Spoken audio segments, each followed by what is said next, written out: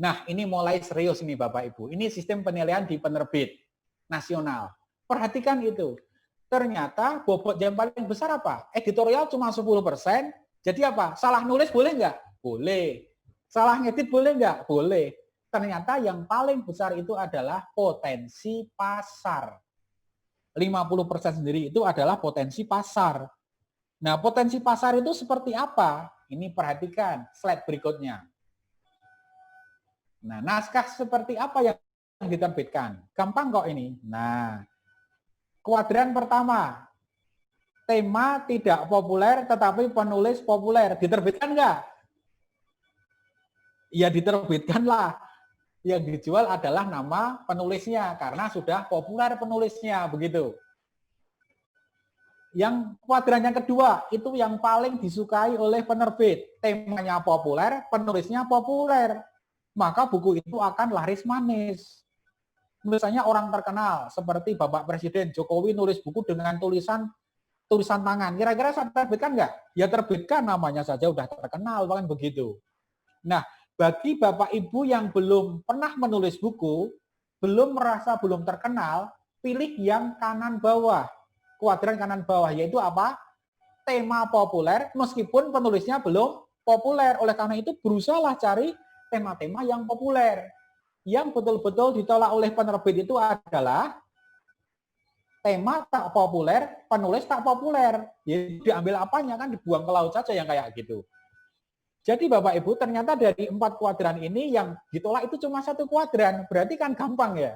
Kan gitu. Nah, lalu dari mana menentukan ini semua? Ini yang paling disukai oleh penerbit. Nah, kan begini sekarang. Pak, menentukan tema populer itu seperti apa? Kan begitu ya.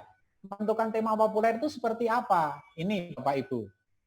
Nah, tadi kan Bang Jenner itu bilang, carilah tema-tema yang populer. Ya oke, betul. Nah, oleh karena itu kita harus melihat tren. Harus melihat tren, yaitu dari Google Trend.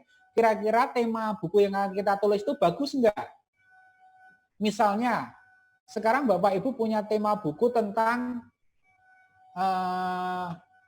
batu akik. Kira-kira Bapak Ibu yakin diterima enggak oleh penerbit?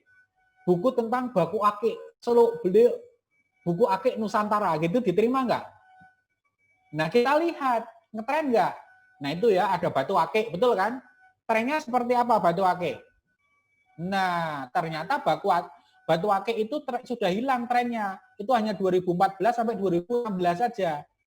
Maka kalau batu akik diterbitkan sekarang sudah nggak laku karena sudah turun trennya.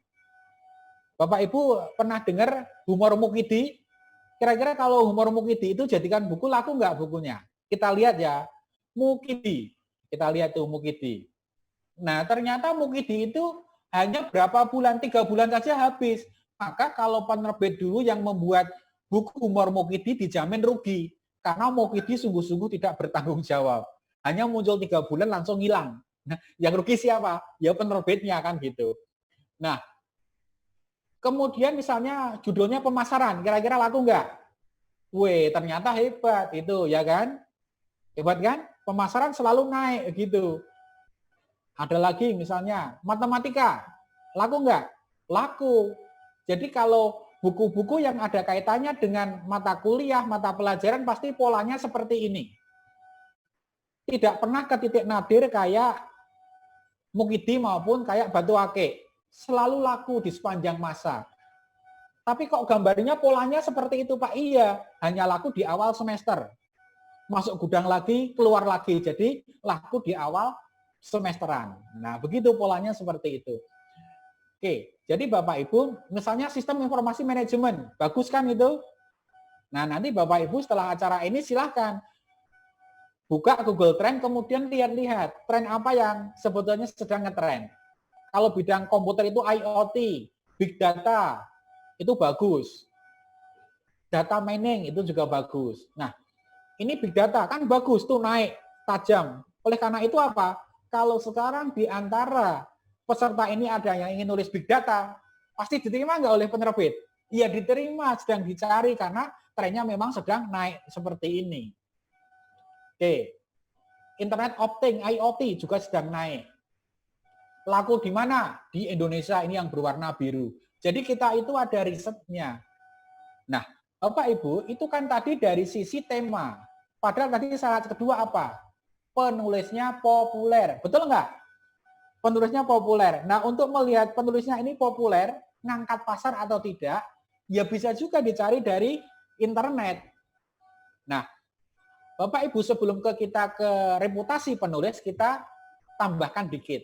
Nah, sekarang kan era pandemi ya. Oleh karena itu, nulislah buku-buku yang terkait dengan new normal ini. Ini ada tulisan bagus dari teman-teman kita itu. Sudah memprediksi 30 perubahan sikap konsumen setelah new normal ini. Ada 4 mega setting, ada 4 itu dipelajari Bapak Ibu. Supaya Bapak Ibu nanti kalau milih tema, milih judul buku tepat. Karena sekarang udah berubah juga setelah era COVID. Nah, ini poin-poinnya. Nah, Bapak dan Ibu, kembali lagi. Tadi kan kriterianya adalah yang pertama adalah temanya harus bagus, trennya harus bagus. Yang kedua adalah penulisnya harus punya reputasi. Nah, bagaimana melihat reputasi penulis? Nah, biasanya penerbit itu lihat dari Google Cendekia atau yang disebut dengan Google Scholar. Misalnya begini. Nah, ini adalah penulis kami. Kenal kan? Yang bidang komputer pasti kenal yang namanya Profesor Dr. Jugianto Hartono. Citasinya sudah 10.000. Ya, lebih. Buku yang paling banyak disitasi terbitan siapa ini? Andi, ya, itu saya hanya sombong di situ aja. Itu adalah Prof. Jugianto. Bagaimana dengan Bang Jenner? Berapa itu citasinya? 2.000 sekian. Nah, padahal Andi itu punya kriteria. Dikatakan penulis itu punya reputasi jika citasi di Google Scholar minimal 2.000. Berarti Bang Jenner mau masuk nggak? Masuk, kan begitu. Nah, kan akhirnya muncul pertanyaan tadi, Pak, saya itu belum pernah nulis, berarti kan belum pernah disitasi. Ini telur dulu atau ayam dulu? Ya kan? Jadi bingung. Untung ada namanya Bang Jenner yang bikin namanya Kita Menulis. Menjadi trigger nulis rombongan di situ. Nah, begitu nulis rombongan, itu begitu banyak citasinya sampai mencapai 2.000, baru migrasi ke Andi. Nah, itu kan bagus begitu. Bagaimana Pak kalau belum sampai 2.000 bisa diterima? Kemungkinan diterima juga bisa kalau memang tadi temanya kuat, sedang dibutuhkan masyarakat. Nah, biasanya kalau buku-buku populer, penulisnya bukan dosen, kan nggak ada Google Scholar-nya. Maka kami cek namanya itu di internet. Di Facebook punya nggak dia? Oh punya, ternyata dia adalah salah satu pengelola grup. Dia adminnya, anggota grupnya adalah 100.000. Dia punya 4 grup. Nah itu bagus. Kan begitu kami cek di Twitternya. Wih bagus, ternyata ada punya akun Twitternya. Berapa followernya? Ternyata cuma 3, istri dan anaknya. Nah itu yang tidak berpengaruh pada pasar, kan begitu. Kemudian punya blog enggak? Nah, kita lihat semua di situ. Punya komunitas enggak? Baru kita putuskan. Jadi, memang kalau itu dosen, kami berdasarkan adalah Google Scholar. Perhatikan itu punya Bang Jenner. Dari yang paling banyak dicitasi, semua penerbitnya adalah Andi, kan begitu. Makanya Bang Jenner nggak bisa lupa dengan saya itu ya karena ini gitu. Oke. Makasih Bang, Horas gitu ya. Nah, saya punya citasi nggak? Punya 176. Saya tidak dosen ya nggak ada masalah. Nggak ada masalah. Saya bukan dosen. Tapi kalau Bapak Ibu dosen, minimal 2.000. Nah, ada unsur lain yang membuat buku itu laku. Selain tadi tren, yang kedua adalah reputasi penulis. Yang ketiga adalah penulis itu mengajar di mana? Di tempat kampus yang punya reputasi enggak? Maka kami biasanya ngeceknya pakai bibliometri. Nah, ini misalnya adalah seluruh dunia yang paling bagus adalah Harvard. Ada nggak bendera Indonesia 13 besar? Nggak ada, semua bendera asing. Itu kan dunia, Pak. Ya Asia lah. Ada nggak bendera Indonesia? Nggak ada juga 12 besar Asia. Lalu Indonesia yang paling, kalau Indonesia yang paling bagus mana? UI, ITB, atau UGM? Nah, oke, kita lihat tepuk tangan yang alumni UI, UGM, dan ITB. Itulah 3 besar, kan begitu. Itu bagus itu. Jadi kalau Bapak Ibu sudah mengajar di tempat yang punya reputasi sudah sebuah keuntungan begitu. Karena itu merupakan salah satu komponen pertimbangan pasar. Nah, Bapak dan Ibu, nah sekarang masuk di pertanyaan, Pak, itu akan dicetak berapa? Cetak berapa itu namanya oplah. Kenapa ada yang dicetak 300? 1000, 3000, ada bahkan puluhan ribu, bahkan ratusan ribu eksemplar. Itu karena ini. Oke, ada buku-buku yang marketnya sempit, tapi life cycle-nya panjang. Marketnya sempit ya, tapi life cycle-nya panjang. Buku apa itu? Ilmu-ilmu murni. Matematika 1, matematika 2, fisika dasar, kimia dasar, anatomi itu adalah marketnya sempit, tapi life cycle-nya panjang. Jadi nggak usah direvisi, bertahun-tahun buku itu tetap laku, meskipun nggak banyak. Kami punya buku tulisan Bapak Peter Sudoyo, Fisika Dasar. Sudah sekian kali kami transfer royalti tidak lagi ke nomor rekening beliau, tapi nomor rekening ahli warisnya. Kemana beliau? Sudah meninggal. Jadi royalti itu diwariskan jika si penerima hak atau penulis itu meninggal dunia. Hebat ya. Jadi royalti itu diwariskan loh ya. Jadi ibu-ibu, kok ibu-ibu ya, gadis-gadis dalam peserta ini, jika belum punya suami, pilihlah suami penulis. Nah kan begitu. Dimotivasi suruh nulis sebanyak-banyaknya sampai per 6 bulan royaltinya 0,5 miliar, bunuhlah dia. Oh jangan. Enggak, itu guyon saja ya. Karena apa? Ada nggak penulis Andi yang per 6 bulan dapat 0,5 miliar? Ada benar. 300 juta ada begitu. 30 juta ada.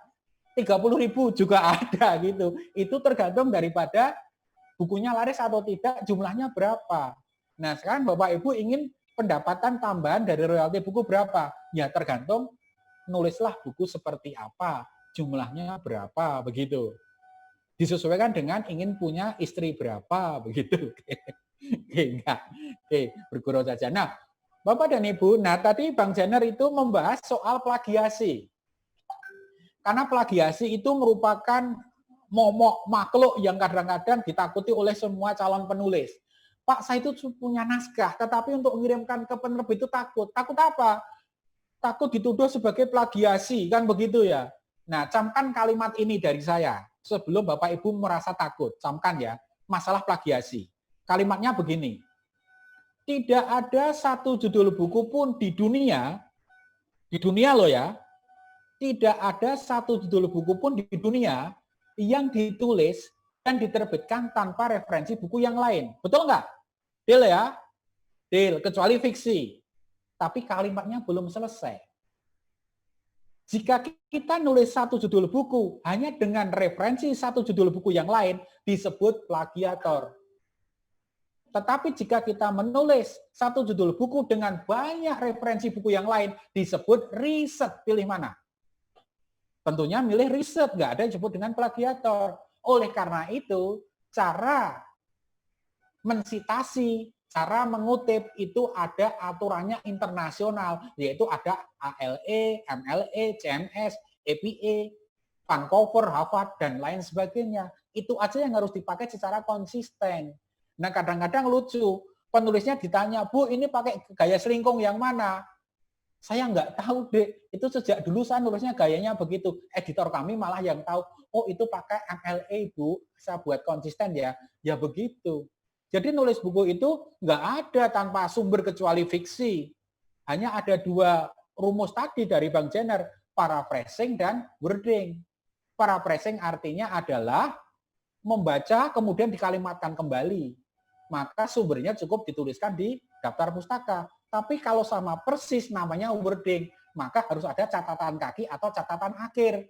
Bagaimana caranya? Tergantung gaya selingkung yang mana yang dipakai, kan begitu. Tapi nggak usah dipusingkan, ini urusannya editor juga untuk membuat konsisten. Oke, ini salah satu contoh kerjasama LIPI dengan Indonesia dengan gaya selingkung Harvard Style. Bagus kan?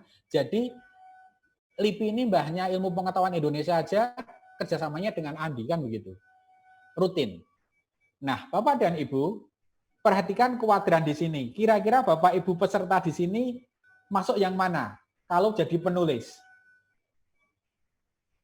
Tidak idealis atau industrialis? Tidak idealis.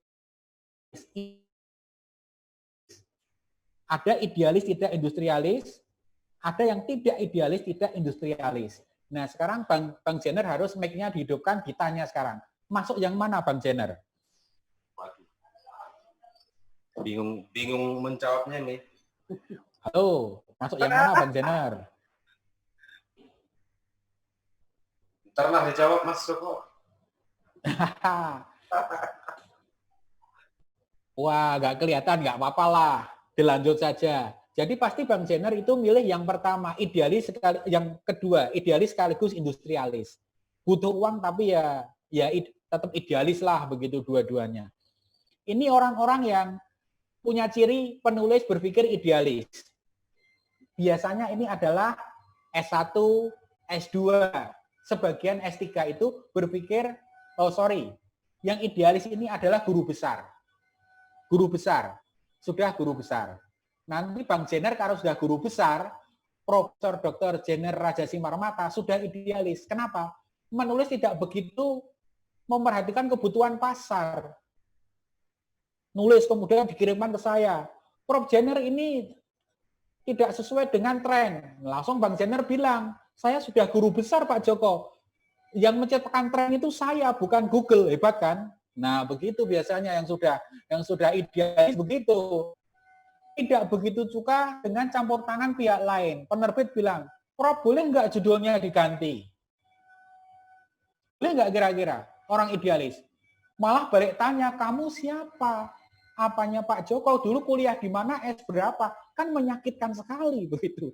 Padahal waktu masih S1, S2, ditelepon, Mas boleh nggak judulnya diganti supaya laku? Silahkan. Lembut sekali suaranya. Setelah idealis, nah bertanya balik, kamu siapa? Nah, kesempurnaan karya tidak lebih penting daripada produktivitas. Nah, yang masih muda seperti Bang Jenner dan kawan-kawan ini biasanya berpikir industrialis. Kenapa? Menulis dengan sangat memperhatikan kebutuhan pasar. Dia nggak mau menulis kalau tidak yakin bukunya akan laku.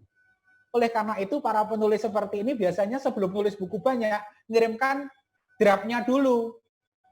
Semacam proposal kepada penerbit Andi. Kepada penerbit Andi, CQ Bapak Joko, saya akan nulis buku judulnya ini bla bla bla, terdiri dari 16 bab. Bab pertama ini, bab kedua ini. 16 ini, total 300 halaman. Apakah buku ini jika saya tulis, Bapak mau menerima? Nah kan begitu. Boleh nggak? Ya boleh, ini kamu idealis seperti itu. Nggak mau buang waktu kalau nggak yakin diterima. Biasanya kami jawab, diterima dengan maksimal 2 bulan naskah lengkap harus kami terima. Nah, akhirnya terkejar target seperti itu. Nah, biasanya yang berpikir industrialis itu yang kedua, terbuka. Mau terima masukan dari penerbit. Boleh nggak, Mas, judulnya diganti supaya laris? Oh, silahkan. Enak sekali. Boleh nggak ini bab terakhir kita pangkas supaya harganya lebih kompetitif dengan pesaing karena akan lebih tipis? Silahkan. Semua dijawab silahkan kalau alasannya untuk pasar. Nah, yang ketiga ini kadang-kadang menyebalkan. Imbalan penelitian merupakan tujuan utama. Nulis aja belum sudah minta royalti 20%. Gila kan? Wah, sebelum seminar ini selesai, setelah selesai ini webinar langsung WA saya bunyi, Pak Joko saya menerbitkan di Andi. Tapi saya nggak mau royalti 10%. Berapa Pak? 20%. Terus saya bilang, siap 20%, besok pagi silahkan dikirim. Wah, belum jadi Pak. Wah, ternyata ya itu. Naskahnya belum ada, royaltinya sudah berpikir tinggi begitu. Kecepatannya lebih banter duitnya daripada kreativitasnya. Oke. Yang kami cari adalah orang penulis yang berpikir idealis sekaligus industrialis. Supaya imbang gitulah ya. Nah, Bapak Ibu saya sekarang bertanya, Kira-kira menurut Bapak Ibu, jika Bapak Ibu nulis buku dengan level materi keilmuannya lebih tinggi, itu bukunya laku nggak? Nulis buku untuk S3 sama nulis buku untuk S1 laris yang mana? Ya pasti untuk S1. Jadi nulislah buku yang pasarnya lebar, yaitu yang beginner. Biasanya diawali dengan kata dasar, pemula, untuk S1, untuk D3, begitu. Jangan nulis buku untuk program doktoral, nggak ada yang beli. Makanya kadang-kadang bingung, bukunya bagus ditolak penerbit. Ya ini gara-gara. Karena buku itu ditulis untuk program doktoral. Bagus nggak isinya? Bagus. Pasarnya? Nggak ada, itulah yang ditolak oleh penerbit. Ya penerbit kan nggak mau rugi. Oke, itu ya. Jadi jangan yang advance supaya diterima oleh penerbit. Tapi kan begini Pak, saya nulis buku ini untuk gengsi akademis. Nah itu beda lagi. Kalau ditanya para dosen ini milih gengsi akademis atau duit? Dua-duanya Pak. Ya sudah nulis 20 judul buku, 10 untuk gengsi akademis, 10 untuk cari duit kan gitu. Nah, persaingannya juga beda-beda. Pergerakan produk di pasar. Nah, produk yang paling slow itu adalah buku-bukunya yang untuk mata kuliah. Laku hanya di awal semester. Kalau ingin laku setiap bulan, ya buku-buku yang populer begitu. Nah, buku teks itu sangat penting. Sangat penting buku teks itu yang diperhatikan adalah you itu ngajar di mana. Ada buku yang sama-sama ditulis isinya mirip. Misalnya buku perpajakan atau sistem informasi manajemen. Kan banyak di pasaran. Di Andi ada berapa judul, ada yang laku, ada yang tidak. Ternyata apa? Ia ngajar di tempat yang punya reputasi lebih laku dibanding yang tidak, kan begitu. Padahal judulnya mirip, kan begitu. Ternyata pasar itu dipengaruhi oleh di mana dosen ini mengajar. Oke.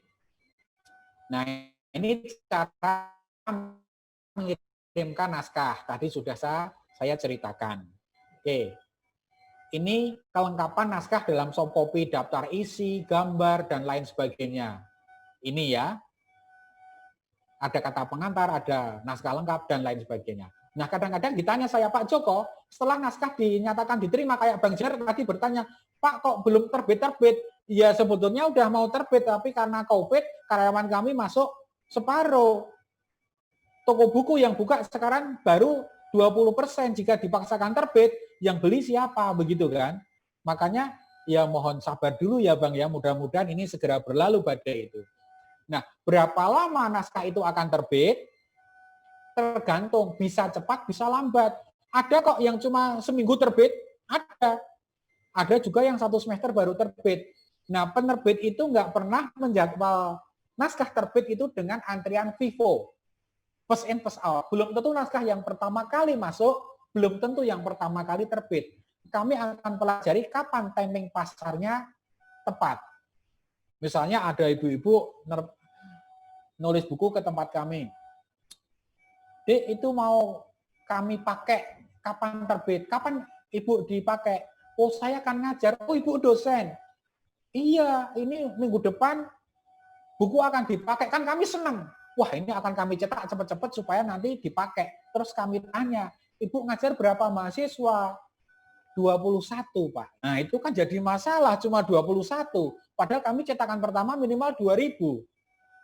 Nah, ternyata usut punya usut, kenapa ingin cepat terbit bulan depan, ternyata bukan hanya untuk mengajar, tetapi adalah ada program hibah penulisan buku ajar di Dikti yang penyerahannya ditutup bulan depan. Makanya cepat-cepat ingin itu terbit. Nah, kalau itu kasusnya bilang aja, Pak Joko, ditolong saya buatkan surat keterangan sama dami 6 buku yang akan terbit seperti itu untuk nguruskum kami. Saya buatkan. Gampang kan?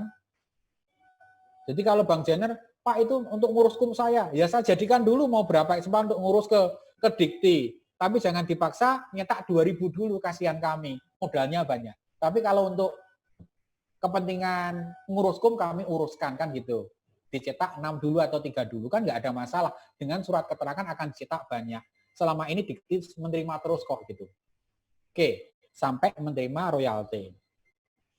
Nah, modal kerjasama yang pertama adalah yang saya jelaskan dari awal sampai akhir ini hampir 1,5 jam itu adalah yang paling atas, yaitu kerjasama reguler. Naskah belum tentu diterbitkan. Seperti naskah-naskahnya Bang Jenner, ada yang diterima, ada yang tidak. Tapi kebanyakan diterima sih, kayaknya semua diterima Bang Jenner. Nah, kemudian yang kedua itu kerjasama antar lembaga. Tadi Andi dengan LIPI, Andi dengan Amikom, Andi dengan banyak, ada 200 lebih kampus yang kerjasama dengan kami. Kenapa? Ada jaminan pasti diterbitkan. Logo kampus dicantumkan dalam cover. Meningkatkan ranking Wibometri karena tadi diupload di Google. Nah, kemudian wajib dipakai di kampus atau komunitas itu. Oke, sebagai penutup ada 3 foto. Foto yang pertama, ini foto siapa ini? Ananta, ya, Pramudia Anantatur. Orang boleh tinggi ya boleh pandai setinggi langit seperti para peserta sekarang ini. Tetapi selama ia tidak menulis, ia akan hilang di dalam masyarakat dan dari sejarah. Setuju ya? Jadi Bapak Ibu pintar apapun kalau nggak nulis buku, nggak menulis pokoknya akan hilang dari sejarah. Karena apa? Sepandai-pandainya orang jika tidak menulis, ketika meninggal, namanya hanya tercantum di mana? Di batu nisan, kan begitu. Itu pun kalau di nguburnya di Sendigo Hill, Tangerang, Jakarta, harga satu kapling kuburan 2 miliar misalnya. Kalau dibawa pulang ke Jawa Tengah, kemudian kuburan itu kena proyek waduk, nah itu kan sudah hilang begitu. Maka nulislah buku gitu ya, supaya namanya akan terkenang sepanjang masa. Nah, ini foto siapa? Mirip Bang Jenner ya, tapi jampangnya kurang gitu kan. Ini adalah Imam Al-Ghazali. Saya sangat senang dengan kalimat ini. Nah, bila kau bukan anak raja, juga bukan anak ulama besar, maka menulislah supaya hidup ini lebih mulia untuk sesama. Nah, gambar yang terakhir sebelum nanti tanya jawab. Pernah lihat film Dilan? Nah, pasti yang pernah lihat film Dilan akan tidak asing dengan kalimat ini. Katakan pada Dilan, yang berat itu bukan rasa rindu, tetapi menulis buku, biar aku saja yang menanggungnya. Terima kasih, paparan saya sampai di sini. Semoga bisa bermanfaat dan kita tanya jawab.